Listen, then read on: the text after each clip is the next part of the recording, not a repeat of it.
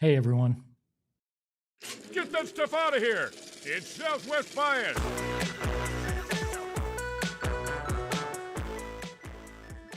Welcome into another edition of Southwest Bias, brought to you by our friends at Gila River Resorts and Casinos. You do you at Gila River Resorts and Casinos. And we are live from Studio K, brought to you by our friends at Circle K. Make sure to become a member of the Inner Circle by downloading their app. We're going to talk some football today. Cardinals on Sunday got the win against Carolina for the second straight week. It wasn't pretty. It wasn't great, but it was done. They got the win. They closed it out. And I know a lot of us should be excited that the Cardinals are 2-0. Doesn't happen a lot. Hasn't happened a lot in their 35-plus years here in the Valley since 1988, and I would love to be. But the first two games have left me a little hesitant in terms of buying into them. And there's a couple of reasons for it. One, we've been sold that this is a run-first offense, a team that's predicated on being able to run the football. And guess what? In the first 2 weeks, against teams that finished 31st and 32nd in terms of rush defense in 2024, this team only has 228 yards for the entire offense. 20th in rushing in the league right now. They were 8th in the league last year in 2024 in rushing yards. If this offense can't do what it does best, they're going to be in trouble this year. And with the lack of cornerback depth, right, in the problems that may be arising when it comes to the defensive backfield, it is time to figure out how to get that run game going because they need this offense more than ever. We thought coming in that they needed this offense to perform at a high level. In fact, many of us knew that they were going to need this offense to perform at a high level. But it's not right now.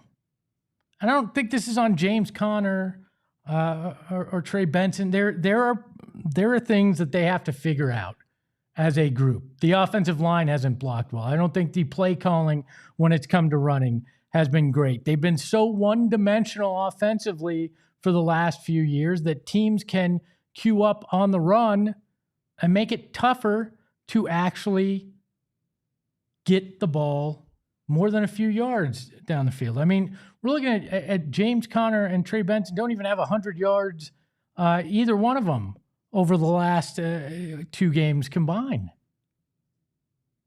This is problematic, right? And then it brings you to the other part, the passing game. Now, Jonathan Gannon addressed this yesterday with the media and had this to say. Concern me. The passing game is going to, he's one of the guys that the passing game goes through, so I think we need more production there, but the play that goes overlooked is a huge DPI early in the game. That's a huge play for us. Had a couple catches. I'm sure he wants some plays back, but he needs his touches. I know that for us to be effective overall as an offense. They did some things that they were very aware of Marv, though. I will say that too. I never really look at targets as what needs to happen. The ball's going to go where the balls go. I know he has a certain number of plays that he's the read in. If they decide to play a coverage, they have a say too. If they decide to play a coverage that the ball is not going to go there, it's not going to go there. With saying that, I know he needs to touch the football for our offense to be at its premium. I think that is understandable. There's multiple things, right? We all want to throw everything on the feet of Drew Petzing. Some of it is the defense. Some of it is the defense knowing that you got to stop Marvin Harrison Jr. And some of them have done that well, but you're not getting the ball to Marvin Harrison Jr. enough. You do not have enough play calls to him.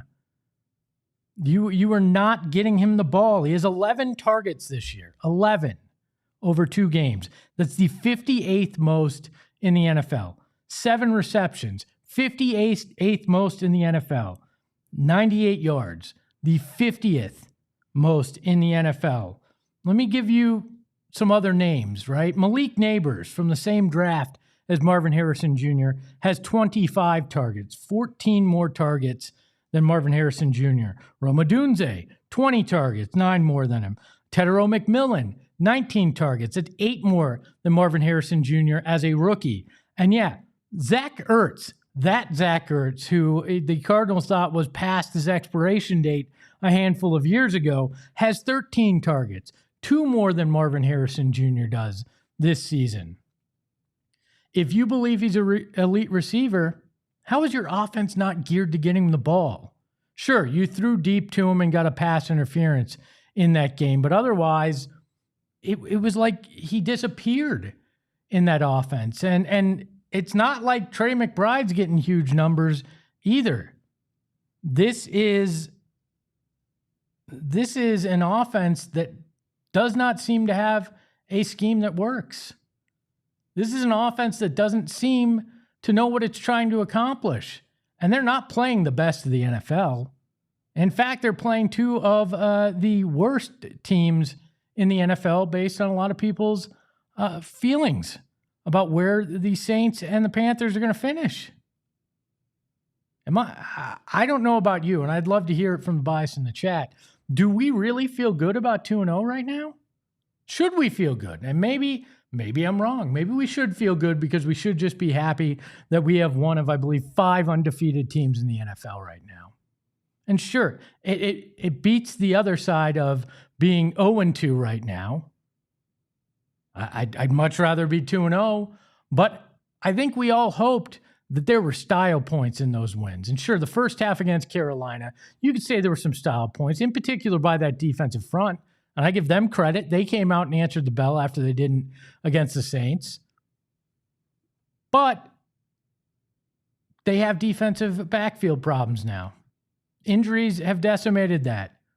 You're not going to be able to put up, 20, 27 points and win games with a decimated secondary. You're going to have to be able to go out there and dominate. You're going to have to be able to keep your defense off the field, which they really weren't able to do in that second half. The offense is going to have to pick up the defense. And that's going to start with Drew Petzing getting more creative on how to get his wide receivers open. Michael Wilson has proven that he's a guy that can catch and play well at receiver. You think they're not getting the ball to Marvin Harrison Jr. Go look at how many times he's gotten the ball to Michael Wilson. You can't be a run-first offense and not be able to run and then not be able to pass on top of it. You gain the benefit of playing 2 not-so-good teams. The next 3 games, you've got an opportunity to stack some wins, but only if that offense figures it out. You can't have Marvin Harrison Jr. having 14 targets fewer than guys that went in the same draft as him. You can't have your number 1 wide receiver be 58th in targets, 58th in reception, and 50th in yards. That's not what a number 1 receiver does. I don't think this is on Kyler Murray. We want to throw a lot at the feet of Kyler had to be better this year. Yeah, there's been some mistakes. But for most of that game against Carolina, he was on point. This is play calling. This is not getting the ball to the guys that need to get the ball. This is your offensive line not being able to create the holes that they used to last year to run the ball, to open it up. The Arizona Cardinals and Drew Petzing have to figure this out and have to pick up their defense. You can't put it all on the defense. You got to put it in the hands of Kyler Murray, Marvin Harrison Jr., Trey McBride, and Michael Wilson. But maybe that's just my Southwest bias. We welcome in the mustache behind the Mac, Shane Diefenbach. Shane, how are you? Good. I'd be better if Marv got more targets. Can you believe that he has so Yeah. fewer than Yes. than his draft classmates? Absolutely, 100%. I can. And you know what's funny is you would think that it's because of how good the run game has been. If you got to and no, it's not. They're not just running the damn ball. It's just that's the thing about football is like it's there's not really much nuance to if a player is getting involved when it comes to a receiver, because you can see because of the stat called targets. You can see how often he's being targeted, and whether that is because they're not getting open, they aren't getting the same opportunity. That has a little more nuance, but we know what it is in this case. It's just not the opportunity in the offense. Marvin Harrison Jr. can separate. We know that. Marvin Harrison Jr., even if he doesn't separate on a play, he can catch the ball. We know that. And so I see like everybody putting the blame on Drew Petzing, and wow, that's valid, very valid. Some of the blame has to be on Kyler Murray too. Yeah. Why do you think that though? Because F it, he's down there somewhere. But I mean, we've seen when Kyler Murray goes rogue and goes F it, I'm not saying go rogue though. I'm saying, okay, sure, there's a 5'10" outside corner on him. Who cares? If he's one-on-one, he's one-on-one. That's fair. But those reads have got to be built into the offense too, right? Yeah. Look, 80% I would say it's on the play calling and Petzing and the opportunity, and 10% I would say it's on Kyler, and the other 10% it's on Marv. Genuinely. I understand that the players have to take a little bit of this, but I mean, Britton Golden in the post-game show the other day was saying the routes that they have these receivers doing, the things that they have them doing are not NFL caliber, and certainly not NFL playoff caliber, which is where this team wants to be. And at what point does Drew Petzing have to own that? Yeah. And have to strategically change things? And it was pretty obvious. I mean, I think Jonathan Gannon was playing both sides of the fence a little bit in the clips we played, but I think that he also made it clear that Marvin Harrison Jr. has to have his ball in his hands more. I mean, that has to come down to the play calling. Yeah, it's hard too, because when you look at a bona fide one, Marv isn't the type of guy where you got to get you want to get your best players the ball in space, but that's not really Marv's game. Like I don't want to see him catching a screen pass. I just want to see him getting sent on a 9 and throwing the ball up there. Like Brian, I think, said it earlier that he did just throw the ball, and it was built in on the goal line fade, which I think is the worst route in the history of the NFL. But the 10% that I was talking about that's on Marv, he kind of short on the ball. He has to go get that ball in that goal line fade, and so you see certain things they're trying out and it doesn't work. But that's what I implore Petzing, and that's why I implore Kyler to, okay, if Marv doesn't go get the ball like you want him to, you tell him that, and you try it again the next play or the next drive. You don't just give up on that because it doesn't work. You can't go away from it, and I feel like they've done that. Is when things don't go necessarily right for Marv or for Kyler, you shy away from it. But to your point, the run game ain't working. So why are you just continuing to hammer that home? You got to get the passing game going, and then I think you're going to be able to get the running game going, right? Like I think this is a rare case where you're not setting up the run to set up the pass. Yeah. I think you got to set up the pass to set up the run, because right now they're gonna call your bluff. Yeah, and I think the way that you can tell the offense is broken and it's not a Marv thing is by the production numbers of everybody else. Mm-hmm. Michael Wilson has been non-existent except for a few plays last game. And you haven't been able to see any production out of some of the guys that you picked up in the offseason that you were excited for. Trey McBride hasn't had his same impact that he had at the end of last year. And that's, again, just a result of him not getting the ball in space. That's a guy I don't care where he is on the field. If he's 3 yards behind line of scrimmage, get him the ball and just let him go. I never imagined that I would long for the day of bubble screens. I'm sorry. At least it's a pass, right? At least I would feel a little bit better if the offense was trying things, right? That's where we're at. If you're the defense, your opponent has no respect for what you're trying to do through the air, and they're just going to stack the box against the run. Yeah, sure, you'll get some of those great Kyler Murray scramble impromptu plays, and that's all fun and well and good. But I don't think you're going to wind up winning in the long run. Traquan McHurdle says, "You just lost me, Espo." Yep. Yes. The bubble screen. I just long for anything that feels like a pass offense right now. Yeah, and Boom says don't you that thought. Bubble screens will at least give Marv the opportunity. But that's kind of what I was talking about earlier. Like I don't want to give the ball to Marv on a bubble screen. Get him out moving more. Like that's just to me. That's not the type of player I think. I don't think he can succeed as well as some other type of gadget guys when it comes to a bubble screen. Plus, if a bubble screen goes wrong, that guy is getting blown up. Oh, yeah. Just 5 yard slant, something. I was kidding everybody, but you look at it too, and it's not like Trey McBride's putting up otherworldly numbers either. This isn't a case of these passing yards are going to somebody else. These passing yards aren't existing right now for this team. I mean, you had Russell Wilson, a guy that has one foot in the cryo chamber right now, right? He's looking at the broadcast booth and thinking about life with Ciara outside of football.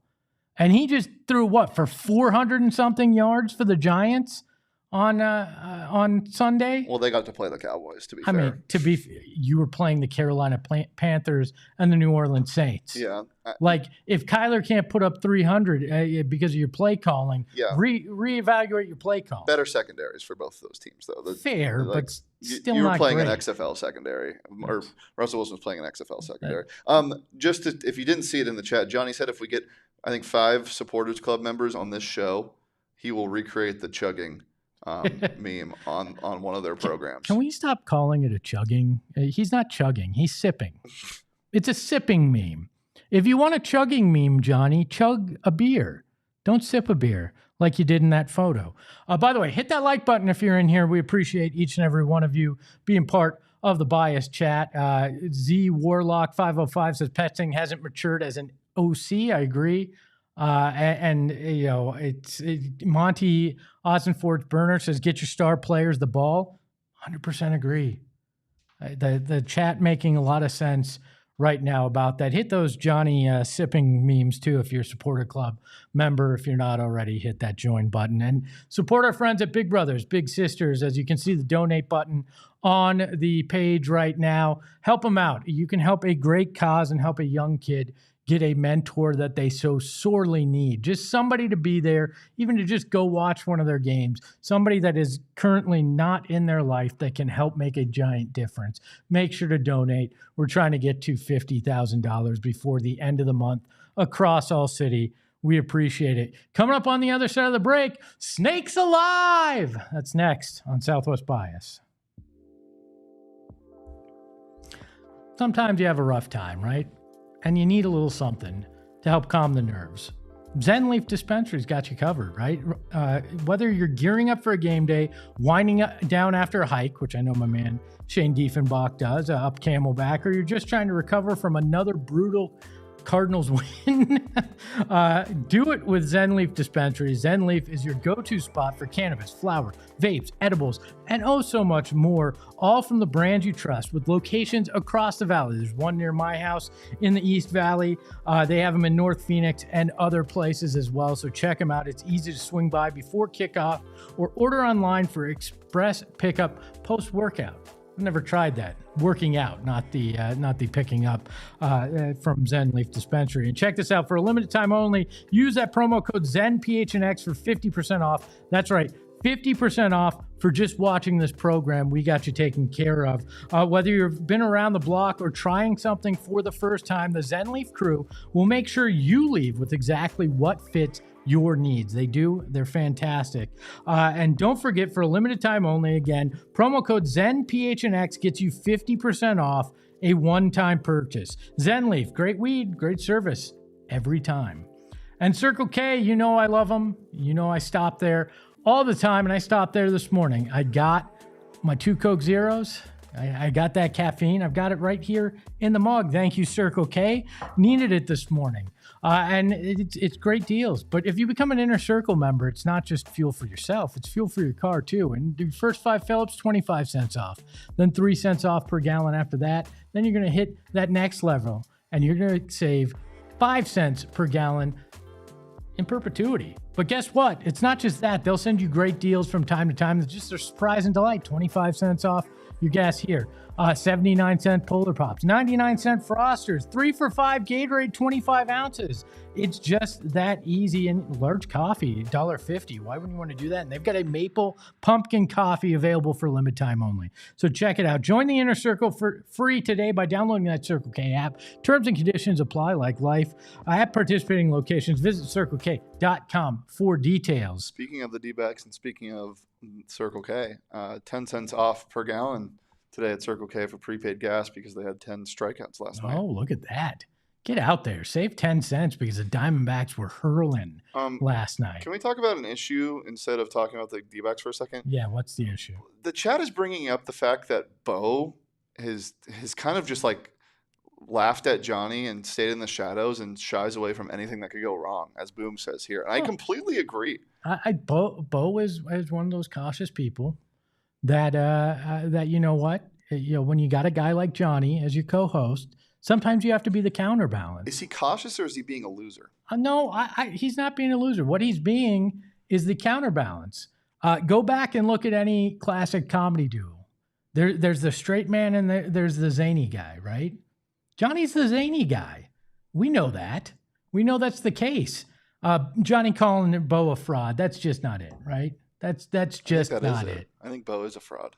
I think Johnny is overcompensating for a lack of ability to chug. If you're using 2 hands, you've done it wrong. And Johnny has tried to live that down for years now. But as Jonathan Cosma says, thank you. Bo is Costello to Johnny's Abbott. There's 3 of us that get that reference, but I appreciate you bringing it, right? Traquan, Johnny Venerable, I'm the people's champ. I don't know what people you're talking about. I think that's debatable. Traquan McHurdles, that JV Bo chemistry on the show is epic.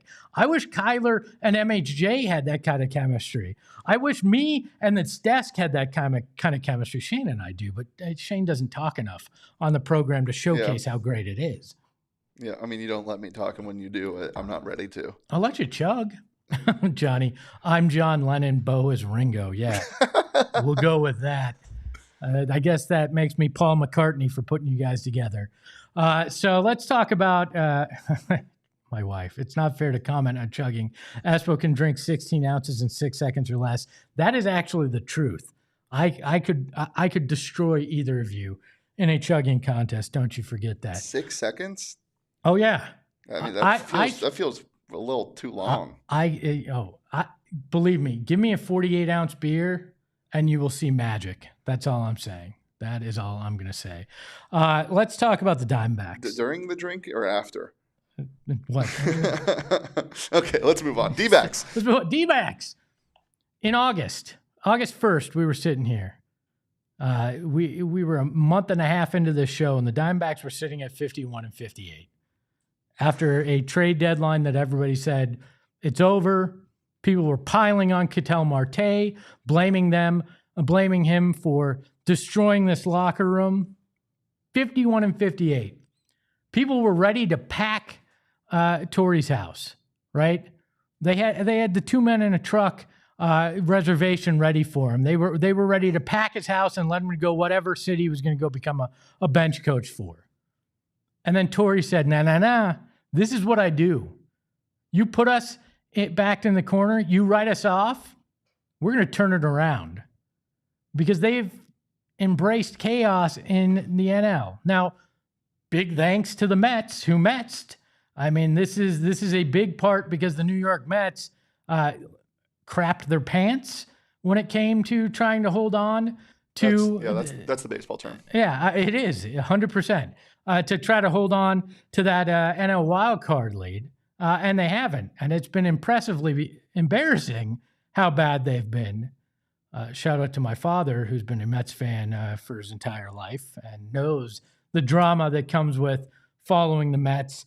But since August 1st, the Arizona Diamondbacks have put themselves in a position to catch the Mets. It wasn't just the Mets collapsing. It was the Diamondbacks finding themselves yet again. Since August 1st, they have the 5th best record in Major League Baseball. They're 25-17, a 600 win percentage. Perdomo has been otherworldly. Corbin Carroll is doing things that we haven't seen. I mean, Sarah Langs of MLB.com had this stat yesterday. 30-plus doubles, 15-plus triples, 30-plus homers in an MLB season. It's been done by Babe Ruth, Lou Gehrig, Hank Greenberg, Joe DiMaggio, Stan Musial, and since 1948, only Jimmy Rollins and Corbin Carroll have done it. Corbin Carroll's been fantastic this season as well and has stepped it up, but this team in general has found itself. Before the deadline, they had a 4.38 ERA. We're 23rd in the majors right now. And now their team ERA is 3.97. They're 5th, right? Or 5th in the National League, 5th in opposing batting averages over the last month at 237, and 6th in team whip. This team has stepped up. The bullpen was atrocious to start the season due to injuries and a multitude of reasons. Had almost a 5 ERA. They were 26th in the league. They're now in the top 15 in the league. I believe they're 11th right now in total ERA. They've pulled the levers. They found guys in the trade deadline and from the minors to patch the holes. They've galvanized and actually are only... let's take a look at the standings, Shane. We got the numbers. Let's look at it. They leapfrogged the San Francisco Giants last night to move into a 1.5. I don't know if this is this. Yeah, that's correct. Giants fell back. Reds are 2 back. Diamondbacks are a 1.5 behind the Mets. They are over 500 again at 76-75. This team has shocked the baseball world again. Now, will they complete it? I don't know. But I'm starting to believe that Torey Lovullo, when you put him in a situation where the odds look ridiculously bad, he and his team are going to find a way to get it done. That's what I love about that team in 2023. Now, maybe they'll fall a game or two short, and you'll look back and you'll look at some of those blown saves, the most in the majors, and go, there you go. A handful of games. But what they've been able to do since August 1st has been nothing short of amazing. And if they stay in this race till that last week, if they find a way to get into the playoffs, all bets are off. We've seen this team make magic. We've seen this team do crazy things. All bets are off if they get into the playoffs, and it'll be interesting to watch, right? Don't know that they're going to do it, but I feel a lot better about a Diamondbacks team now than I did at any point in the season, and maybe even a little bit better than I feel about the 2-0 Cardinals. Diamondbacks need to continue to get some great pitching. Offense needs to show up. Mets need to keep Metsing.